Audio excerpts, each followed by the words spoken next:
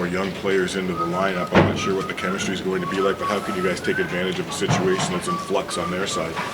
Yeah, I think we just worry about what we're doing, worry about our starts. When we've been focused on that, we've had success. Starting fast, getting ahead early. So we'll look to do that, regardless of what is going on over there. The last couple of games, the starts haven't been what you wanted. What was the difference between those starts and earlier when you were having tremendous starts with Todd? Getting pucks in the net early. I mean, I think when we're playing a direct game, using our speed, getting pucks in the net in the offensive zone, getting the other team on their heels, that's what gave us success early on. And you know what, we've done a good job in Edmonton, for example. We have a slow start, but are able to kind of find our game as the game went on. So it's important for us to get pucks in the net early and get the other team off balance and do our thing. I know it's one game at a time, but what's the message been in here about the quick turnaround? You're going to lose an hour of sleep. You're going to start at 5 o'clock tomorrow and a late start here tonight. How do you guys manage that inside the room? Yeah, it's tough. It's just kind of part of the grind of the season, and I think we just embrace it, honestly, and look forward to it. It's a good challenge for us, and we get as many guys going as we can here. You touched on it a little bit, but what have you liked defensively from the group the last few games and really since the start of the calendar year? I think we just take care of the puck better in our own zone, breaking out on the half walls. Guys are more responsible.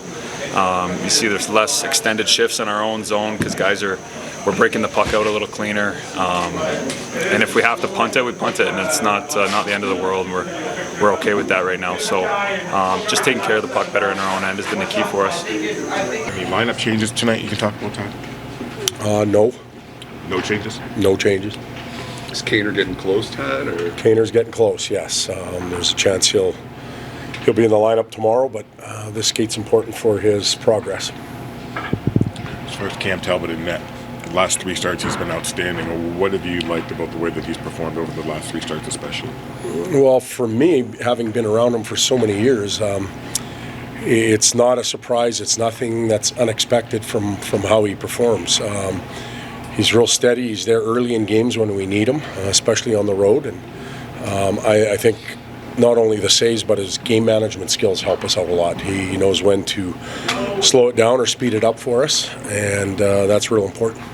Dad, why or how has the PK been so effective here lately?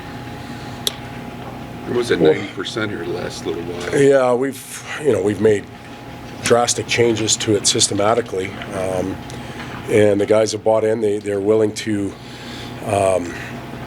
attempt to execute. I think clarification of what their roles are may have helped. Goaltending's always a big part of it. We talked about how well Talbot has been playing. Like, you don't have good penalty kill numbers without goalies making the saves and bailing you out when they have to. Face-offs are obviously an important role, and the lack of time on it certainly helps. We've been a fairly disciplined team. We haven't been taking any sloppy, unneeded penalties. The ones we do take are often, play savers or situational things where things just happen. So we're pleased with that. Sorry if you've been asked this already, but your thoughts on the Flames and what they've done so far this season, Todd? Well, it's interesting because I was supposed to watch a lot of hockey when I wasn't working, and I did. I just didn't watch the Flames a lot because I think that Ryan does a tremendous job, and Connie's done a real good job of putting the team together, and they formed an identity that they play towards.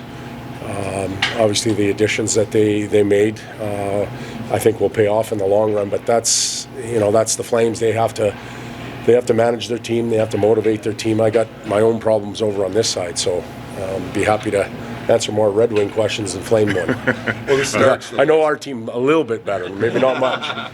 The starts the last couple nights. What can be done to turn around the starts? Well, I think we're when you look at our 15, 16, whatever games we've played, we've been shot out of a cannon and we've dipped our toe in the water. Coaches use that saying all the time, and we've got to figure out which team we want to be. I don't think we can afford to receive the game and figure out how it's going to be played and then react to it. We've been fortunate enough to get by, especially in Edmonton the other night with that.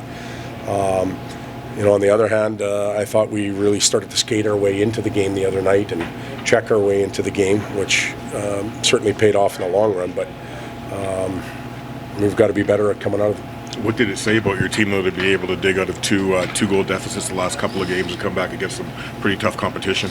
Depends if we're looking at the beginning or the end. It says that we weren't ready to play early and that we played well late. The resiliency part and the ability to stick with it's a real positive thing, but you have to ask yourselves, why are you putting yourself in those situations? Now, that can happen. It could happen here tonight, and we could be playing our best. Sometimes that's hockey, and that's the way it goes. But if we can control our intensity and our execution early in the game, we certainly would take that. You talked about how close Kane is. How close is JT Compher?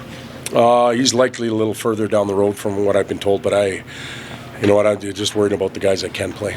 You guys are about to embark on a 3-4 here coming up to finish this road trip. How much do you lean in that sports science group, like we've talked about, in their importance of the managing all these games? Well, we, like 31 other teams in the league, employ real good people.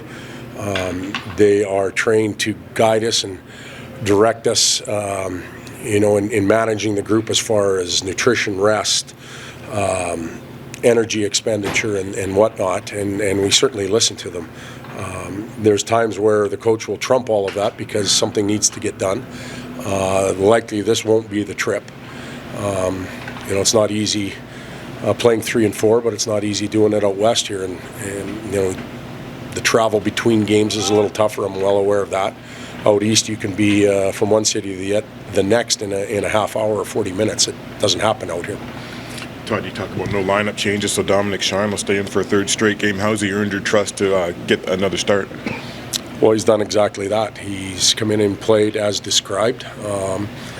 He's ready to go when called upon. There's never any sulking or any pouting in his game, and nor should there be. He's only been in the league for 2 days, or 2 games. But when his number's called, he jumps over the boards and he gives us everything he has, and that's all we can ask of him.